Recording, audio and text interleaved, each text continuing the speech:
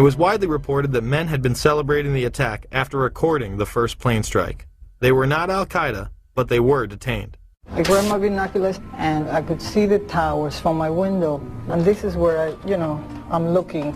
And all of a sudden, down there, I see this van park. And I see 3 guys on top of the van. And I could see that they were like happy. You know, they didn't look shocked to me. You know, they didn't look shocked. There was a group of Israelis, some of whom later were revealed as Mossad assets, who were arrested after cheering and high-fiving and videotaping the crash of the airplanes into the World Trade Towers. Several other men were detained after a van full of explosives was stopped outside of Manhattan. Earlier we had heard that an FBI spokesperson said that there was a report on the George Washington Bridge, which is another facility which you folks are responsible for policing, a report that there had been a van stopped there that had explosives. Asked this week about another sprawling investigation and the detention of 60 Israelis since September 11th, the Bush administration treated the questions like hot potatoes. I would just refer you to the Department of Justice with it. I'm not familiar with the report. I'm aware that some Israeli citizens have been detained. With respect to why they are being detained and the other aspects of your question, whether it's because they are in intelligence services or what they were doing, I will defer to the Department of Justice and the FBI to answer that. On March 6, 2002, a draft report from the DEA said it may well be an organized intelligence gathering activity. Despite all of this, all the Israelis were let go, without any espionage charges being filed. Fox News anchors Brit Hume and Carl Cameron would do a 4-part investigation into these allegations in December of 2001 and yield stunning results. It has been more than 16 years since a civilian working for the Navy was charged with passing secrets to Israel. Jonathan Pollard pled guilty to conspiracy to commit espionage and is serving a life sentence. At first, Israeli leaders claimed Pollard was part of a rogue operation, but later took responsibility for his work.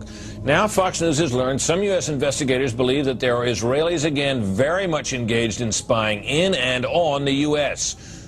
Since September 11th, more than 60 Israelis have been arrested or detained, either under the new Patriot anti-terrorism law or for immigration violations.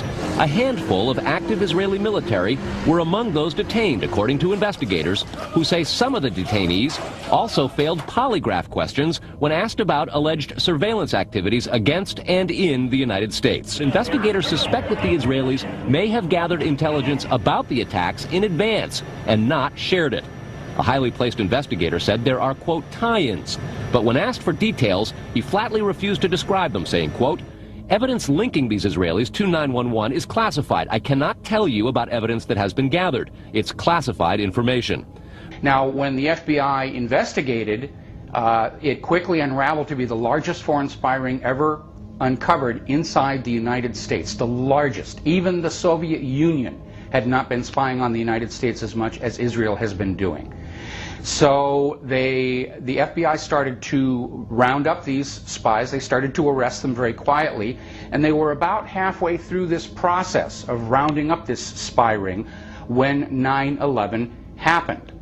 Numerous classified documents obtained by Fox News indicate that even prior to September 11th, as many as 140 other Israelis had been detained or arrested in a secretive and sprawling investigation into suspected espionage by Israelis in the United States. Investigators from numerous government agencies are part of a working group that's been compiling evidence since the mid-90s. These documents detail hundreds of incidents in cities and towns across the country that investigators say, quote, may well be an organized intelligence gathering activity. The first part of the investigation focuses on Israelis who say they are art students from the University of Jerusalem and Bezalel Academy. Documents say they, quote, targeted and penetrated military bases, the DEA, FBI, and dozens of other government facilities, and even secret offices and unlisted private homes of law enforcement and intelligence personnel. The majority of those questioned, quote, stated they served in military intelligence, electronic surveillance intercept, and or explosive ordnance units. Why would Israelis spy in and on the U.S.?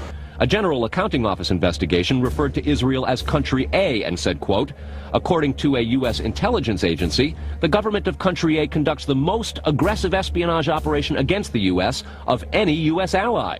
The document concludes, quote, Israel possesses the resources and technical capability to achieve its collection objectives. What about this question of advanced knowledge of what was going to happen on 9/11? How clear are investigators that some Israeli agents may have known something? Well, it's very explosive information, obviously, and there's a great deal of evidence that they say they have collected, none of it necessarily conclusive. It's more when they put it all together.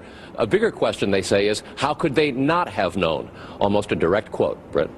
It is now apparent that this intelligence ring was inside the U.S., had prior knowledge of 9/11, and had a classified role in 9/11, which officials refused to discuss. It was also able to penetrate U.S. intelligence agencies and secret offices, yet all were released. The men who were detained due to the report they were taping the first plane crash and then celebrating and joking about it actually went on television and admitted it was their job to record the attack.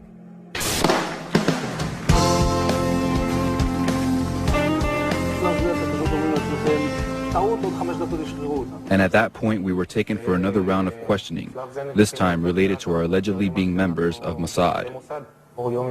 The fact of the matter is we are coming from a country that experiences terror daily. Our purpose was to document the event. How could they have known about the attack? And who sent them to document it? The evidence points to a large intelligence network inside the United States that had teams on the ground, such as the ones recording the attack, and electronic surveillance teams gathering information.